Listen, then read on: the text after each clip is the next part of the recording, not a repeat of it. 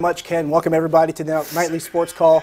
I'm Josh Taylor in tonight for Bob Pompiani, and if you weren't sure about what you just heard, I'm actually not alone in the studio. Joining me from the Pittsburgh Post-Gazette, friend of the show, he's off, and Gene Collier joins me. And Gene, let's get right into it. We joked about this off the air. We said, don't have a lot of Steelers talk. You think there wasn't a big game going on or something? I don't hear anything about it, so if we wanted to talk about that, I think that would fill a void, don't you? I think we could probably start with that, and this is probably the best way I would bill it, at least. Steelers versus Patriots, obviously Belichick versus Tomlin. The next thing I look under that, it's Ben versus Brady. And if I had to think of 3 words about this game, take the over. I expect a lot of points in this game. I expect both of these quarterbacks, who are both playing probably better than any other quarterback in the league right now, by the way, in the last 8 games. If you put their numbers against each other, I believe Ben Roethlisberger's quarterback rating is 100.8 and Brady's is an even 100. These are the 2 hot guys in the league right now.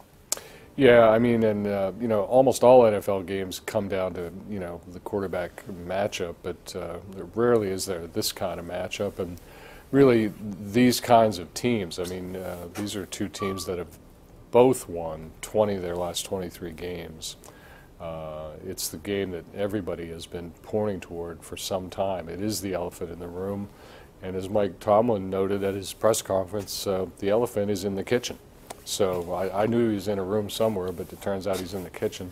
We might have to keep a little bit of a tally, because we might get lost. We may lose ourselves in Mike Tomlin metaphors if we're not careful. Yeah. But I think he's made the image clear enough that this is a pretty important game. Obviously, a first-round bye, obviously home field advantage in the playoffs on the line for the Steelers in this one, or should they beat the Patriots. But, Gene, I'll ask you this question, because there's also the undercurrent of no Ryan Shazier, your defense's best tackler.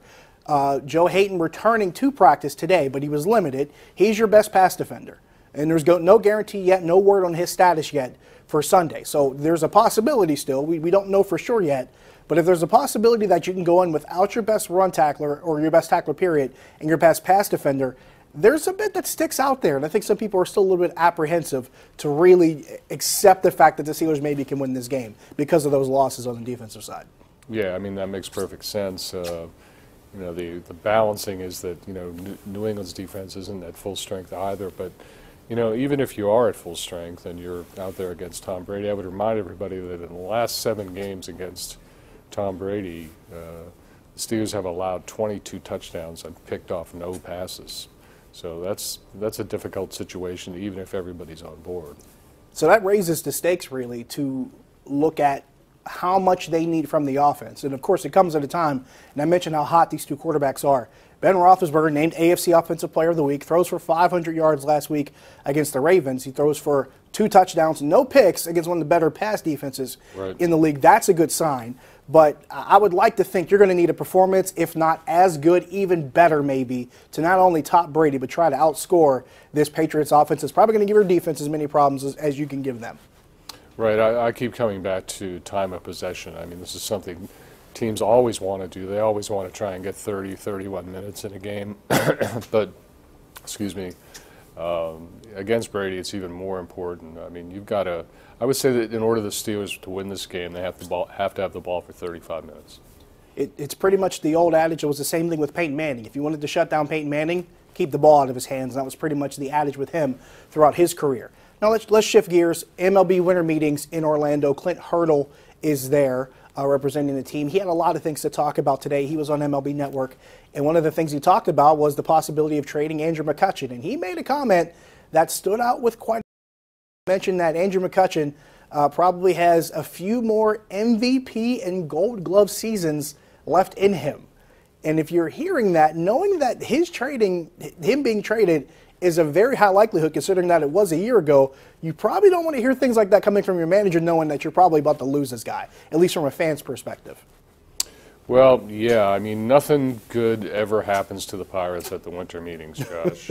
I mean, it's the most depressing thing on the baseball calendar around here.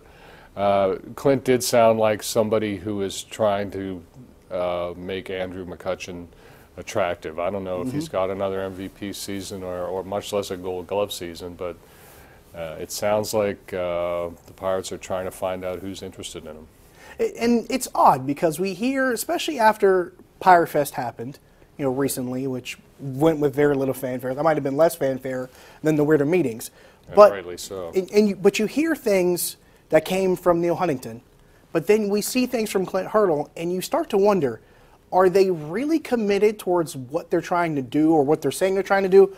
Or are they really trying to give everybody maybe the subliminal message of, hey, we look like we're trying to be, geared towards next year, but we're really trying to see what we can get in the short term to see what we can sell off. Does it seem like they're straddling the fence too much and maybe giving too many mixed messages? Yeah, maybe. I mean, it'll be determined by how many people show up to watch them play, and they certainly cannot rid themselves of Andrew McCutchen and expect any good outcome attendance-wise. Attendance is already off, whatever it is, 20% or more since the trade of Neil Walker 2 years ago this month. They have not recovered from that at all, and they are not going to start that recovery if they trade Andrew McCutchen. That's just the reality of it. I mean, it may be, in their view, the best baseball move, depending on who's involved, but it's not going to help them at the gate. Well, we are taking your phone calls, 412-575-2600 on the Bordas and Bordas hotline. We can talk Pirates winter meetings. We can talk Steelers, maybe even some Penguins. Right now, they're out of a playoff spot. Is that a big deal to you? We'll find out when we come back. Stick around.